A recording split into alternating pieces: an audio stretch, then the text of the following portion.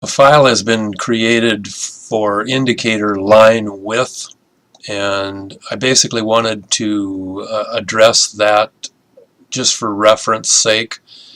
You can locate that and pick up on a few things inside the system that you might not see elsewhere. Uh, Obviously, all the indicator lines are color coded and they're locked, but the width of a line that you use on your charts is not locked. Those are optional for you to decide how you want to use them. In the charts, we've addressed the short-term trend lines as wide lines and have drawn them in as wide lines. Typically on the videos, they're at a 4, and typically on the videos, the narrow lines are at 2, simply because they're fairly hard to see on the videos if we leave them at 1. You can't change dash lines, they are all at 1. The zip green is on the candle chart, for example, is the 20 moving average, the red is the 50 moving average, and the long white dash is the 100 moving average, and the tan is a 200 moving average. There are also 4 sets of upper and lower bands on the candle chart.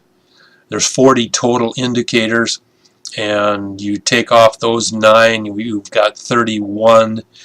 There's 7 wide lines, and then there's 2 lines that are not really fast lines.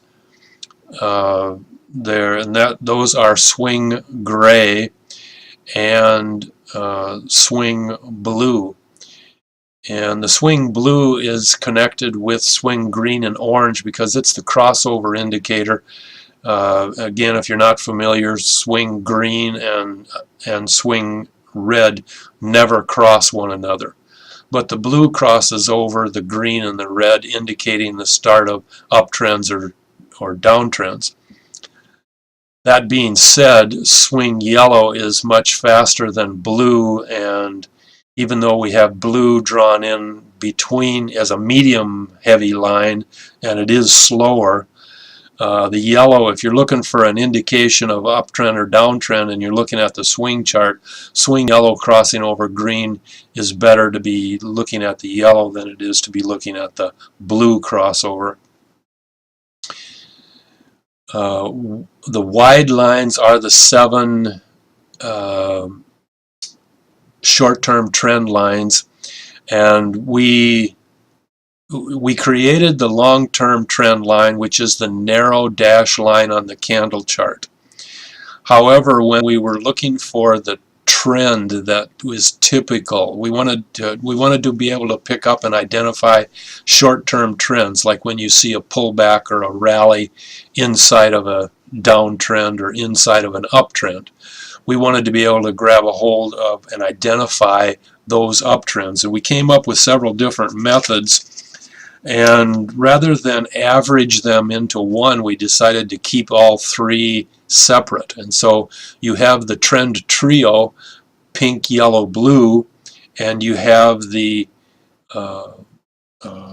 power orange and green and the swing red and green. You have 22 narrow lines, and these are the market force recognition lines, and they're the ones that give us and identify the market forces that are moving.